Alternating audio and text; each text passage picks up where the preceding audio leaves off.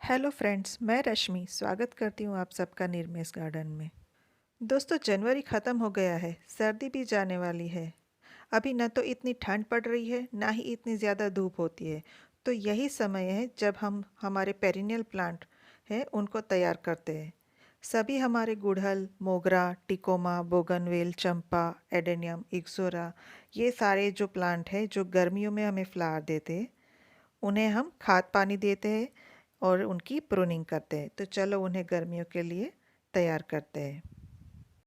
दोस्तों, अब ये जो सारे प्लांट गर्मियों वाले प्लांट है उसकी ग्रोथ जो रुक गई थी या फिर कम हो गई थी, अब जैसे जैसे धूप बढ़ेगी वैसे वैसे वो अपनी ग्रोथ पकड़ेगा। तो आपको सबसे पहले तो जो भी इसकी ब्रांचेस लंबी लंबी हो गई है उन सारी ब्रांचेस को आप कट कर दीजिए, ताकि जो आपने एक ब्रांच कट की है उसके नीचे से जो ग्रोथ निकलेगी उसमें से 2 से 3 ब्रांच निकलेगी, तो उससे आपका पौधा घना भी होगा। और प्रूनिंग से आप अपने प्लांट को एक शेप में भी रख सकते हो। नहीं तो एक ब्रांच बहुत लंबी हो जाएगी, एक ब्रांच बहुत छोटी होगी, तो डी शेप लगेगा, वो देखने में भी अच्छा नहीं लगेगा।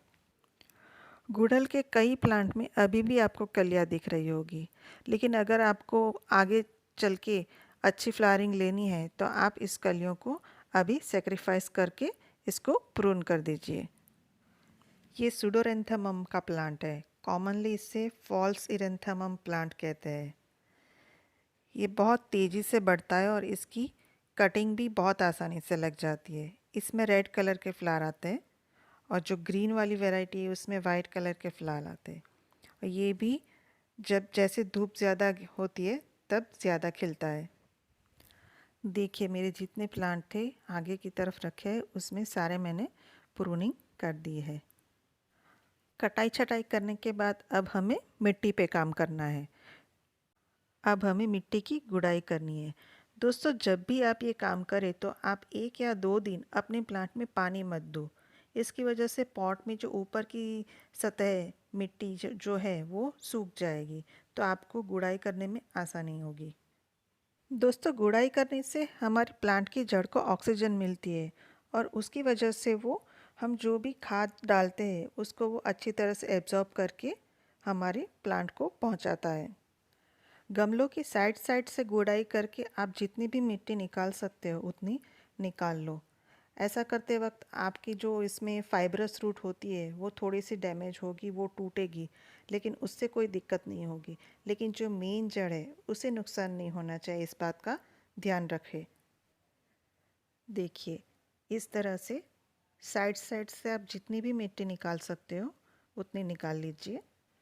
दोस्तों, हम चाहे जितनी भी अच्छी मिट्टी बनाएं, लेकिन हमें हमारे प्लांट को 1 साल या फिर 2 साल में रिपोर्ट करना ही पड़ता है।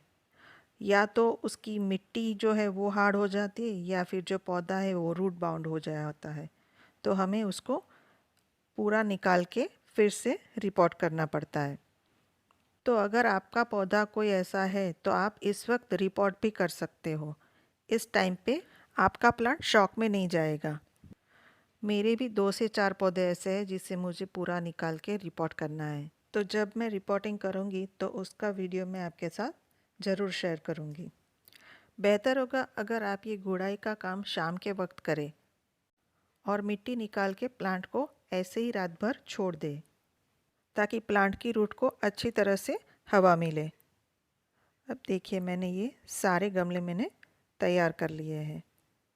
सारे में से जितनी मिट्टी निकाल सकती थी उतनी मैंने निकाल ली है। अब बनाते हैं उसका फर्टिलाइज़र। हम इसमें कौन सा फर्टिलाइज़र यूज़ करेंगे? तो देखिए, सबसे पहले मैंने लिया है वर्मी कंपोस्ट, यानी केचुए की खाद।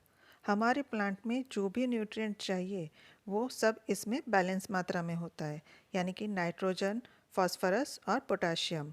इसके अलावा उसमें प्लांट ग्रोथ हार्मोन और एंजाइम भी होते हैं जो प्लांट की ग्रोथ को बढ़ावा देते हैं। फिर मैंने लिया है ये नीम खली। नीम खली में भी 100% नेचुरल एनपीके होता है। उसके अलावा उसमें calcium, magnesium, sulphur, zinc, copper जैसे माइक्रोन्यूट्रिएंट भी पाए जाते हैं।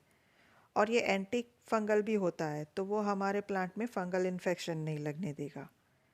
फिर मैंने लिया है ये सीवीड ग्रेन्यूअल। इसमें सभी प्रकार के माइक्रोन्यूट्रिएंट होते हैं जो हमारे प्लांट की ग्रोथ के लिए ज़रूरी है। इसके अलावा इसमें एमिनो एसिड और ह्यूमिक एसिड होते हैं जो प्लांट को स्ट्रेस में जाने से बचाते हैं। फिर मैंने ये लिया है एप्सम सॉल्ट। एप्सम सॉल्ट हमारे प्लांट की ग्रोथ को बढ़ाता है। उसके अलावा ये स्ट्रेस रिलीवर का काम भी करता है। इसमें मैग्नीशियम, सल्फ़र और ऑक्सीजन की मात्रा होती है। मैग्नीशियम और ऑक्सीजन दोनों हमारी जड़ों को न्यूट्रिएंट एब्जॉर्ब करने में मदद करता है। आप अपने गमलों के हिसाब से ये फर्टिलाइज़र बनाएं और फिर सारा कुछ मिक्स करके जो आपने साइड में जगह बनाई है उसमें 2 से 3 मुट्ठी साइड में से आप डाल दो। सारे प्लांट में आप ऐसे ही साइड में फर्टिलाइज़र डाल दीजिए। आप गमले के साइज़ के हिसाब से फर्टिलाइज़र डालें। अगर आपका गमला 8 इंच का है तो 1 या 1.5 मुट्ठी डालें। फिर उससे बड़ा है तो आप ज़्यादा डालें। मेरे ये सारे 12 इंच के गमले हैं तो मैंने इसमें 2 से 3 मुट्ठी डाली है। फिर आप उसके ऊपर से ये जो आपने मिट्टी निकाली है वो मिट्टी भी डाल सकते हो, लेकिन मैंने ये नई वाली मिट्टी ली है जो मैंने धूप में सुखा के तैयार रखी थी।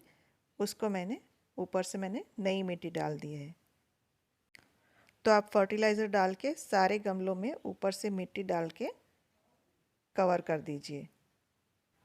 देखिए मैंने मेरे सारे प्लांट को फर्टिलाइज़र डाल के रेडी कर लिया है। उसके बाद आप इसमें अच्छी तरह से वाटरिंग कर दीजिए। पूरी तरह से आप इतना वाटरिंग कीजिए कि नीचे से पानी निकल जाए। तो उम्मीद है आपको वीडियो पसंद आई होगी।